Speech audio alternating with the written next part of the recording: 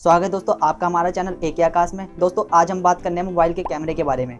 जब हम मोबाइल लेते हैं तो हमें किन किन बातों का ध्यान रखना चाहिए और उस मोबाइल के अंदर जो कैमरा होता है हमें उस कैमरे के कौन से फीचर्स के बारे में ध्यान रखना चाहिए। तो दोस्तों आज मैं आपको कुल 6 फीचर्स के बारे में बताऊंगा जिनका आपको ध्यान रखना चाहिए। तो दोस्तों वीडियो में आगे बढ़ने से पहले मैं आपको बताना चाहूँगा, अगर आपने मेरे चैनल को सब्सक्राइब नहीं करा है तो मेरे चैनल को सब्सक्राइब कर दीजिए और साथ में बेल आइकन दबा दीजिएगा। उससे क्या होगा कि मेरी हर वीडियो की नोटिफिकेशन सबसे पहले आपको मिल जाएगी।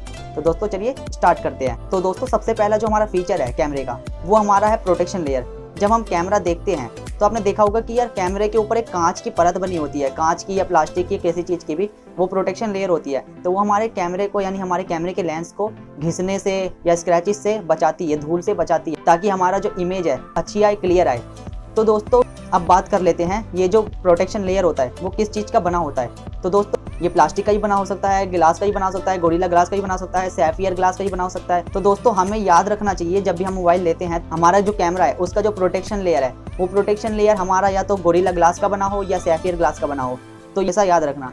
तो दोस्तों अब बढ़ते हैं दूसरे फीचर की तरफ। दूसरा फीचर है हमारा है लेंस। तो लेंस क्या होता है, जब हम इमेज क्लिक करते हैं तो जो लाइट होती है वो लाइट लेंस से होते हुए हमारे कैमरे के अंदर में एक इमेज सेंसर होता है, वो छोटा सा होता है, उसके पास लाइट जाती है और इमेज का जो फोकस होता है वो इमेज सेंसर के ऊपर बनता है। तो बेसिकली जो लेंस काम करता है वो लाइट को अपने अंदर से पास करता है और जो इमेज होती है इमेज का फोकस को इमेज सेंसर पर बनाता है।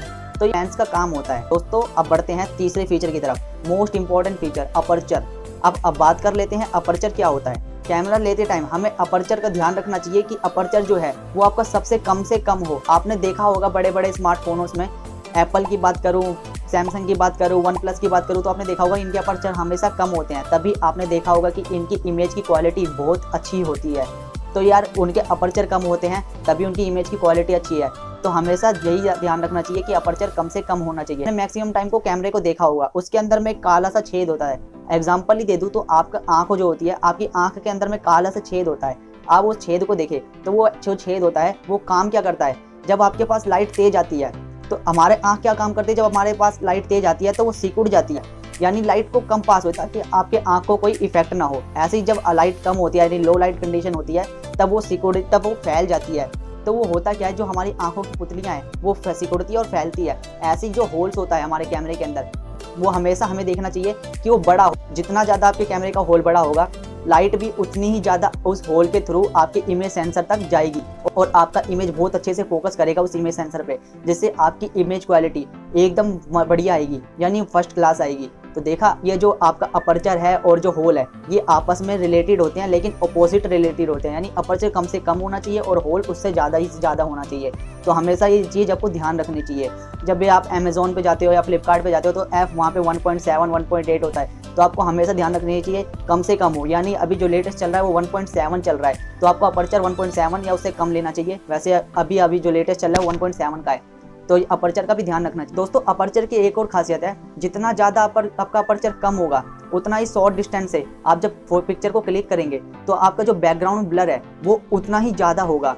तो ये भी एक खासियत है अपर्चर का कम होने का, यानी आप जब शॉर्ट डिस्टेंस से फोटो क्लिक करेंगे तो बैकग्राउंड भी ब्लर होगा। तो ये भी अपर्चर पे डिपेंड करता है।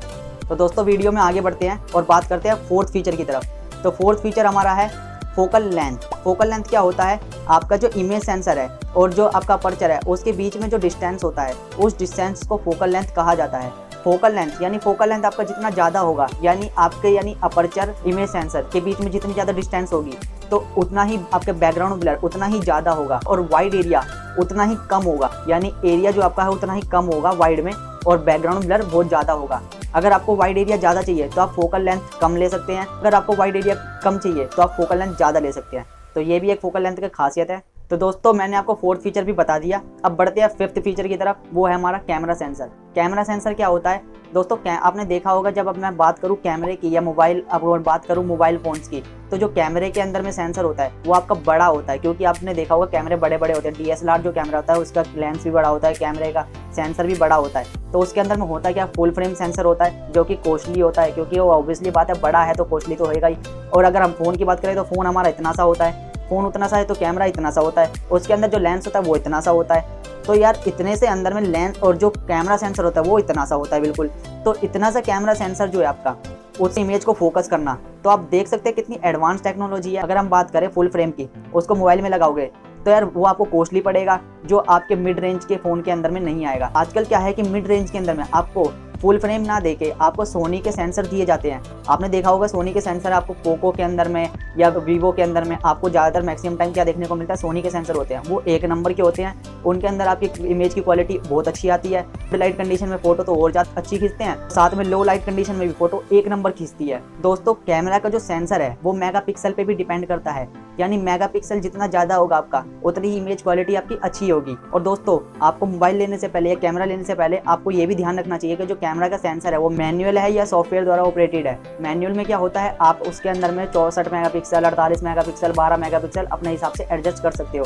बट आपको क्या होता है, आजकल क्या दिखाया जाता है, जब आप मोबाइल लेते हो तो आपने देखा होगा, जब पोको की बात करूँ तो आपको 64 मेगापिक्सल की बात करी जाती है। 64 मेगापिक्सल तो आपको दे दिया कैमरे के अंदर में, बट यार जो इमेज सेंसर है वो तो छोटा ही है, वो तो बड़ा नहीं है। तो उस पर जो पिक्सल्स है वो तो ठूस ठूस के भर दिए हैं, लेकिन उस पर इमेज तो फोकस उतना ही करेगा जो उसका नॉर्मल है। यानी उसको 4 से डिवाइड कर दीजिए तो वो आपको 16 मेगापिक्सल बन जाता है। तो 16 मेगापिक्सल तक का आपका फोटो वो खींचेगा। अगर आप उसको 64 मेगापिक्सल में जाएंगे तो हाँ क्या होगा कि आपको प्रोसेसिंग में टाइम लगेगा। फोटो जब खींचेंगे तो आपको स्टेबल रखना होगा। आपको जब कैमरा स्टेबल होगा तभी जाके आपकी फोटो की क्लियरिटी और गुड लाइट कंडीशन में होना चाहिए, तब फोटो की क्लियरिटी बहुत अच्छी आएगी। तो ये आपको ध्यान रखना चाहिए। ऐसे ही आपको बताऊं, मैं वीवो के अंदर में 48 मेगापिक्सल दिया जाता है। 48 मेगापिक्सल आपको दिया जाता है, लेकिन वो होता नहीं है, वो होता है 12 मेगापिक्सल का।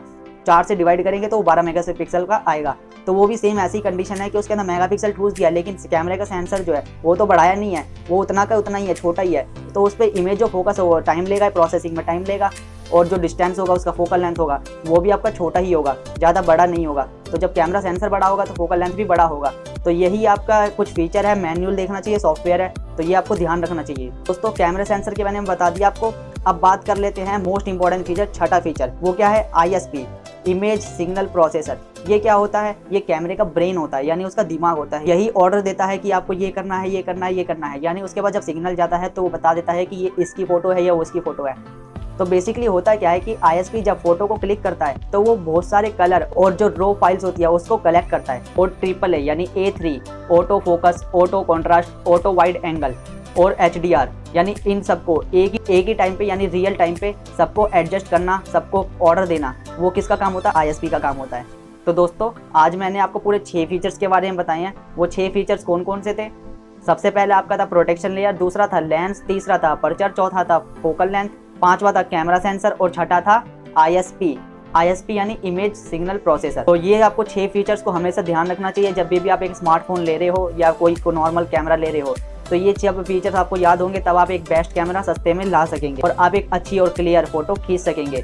तो दोस्तों अगर ये ओवरऑल व्यू आपको पसंद आया हो और आपको ये जानकारी अच्छी लगी हो तो आप मेरी वीडियो को लाइक कर दीजिए। और ऐसे ही कैमरे से रिलेटेड या किसी चीज़ से भी टेक रिलेटेड कोई से भी डाउट हो तो वो मेरे को कमेंट करके आप पूछ सकते हैं कि आकाश भाई ये हमारे को नहीं पता है, ये हमारे को इस चीज़ में डाउट है। तो आप कमेंट करके बताइए, वहाँ पे मैं आपको सॉल्यूशन बताऊंगा या उस पर एक वीडियो बना दूंगा। तो दोस्तों करते हैं इसी के साथ वीडियो का एंड।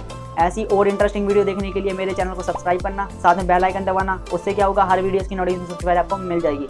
तो आज के लिए बस इतना ही, मिलते हैं किसी और अनदर वीडियो में। तब तक के लिए जय हिंद, जय भारत।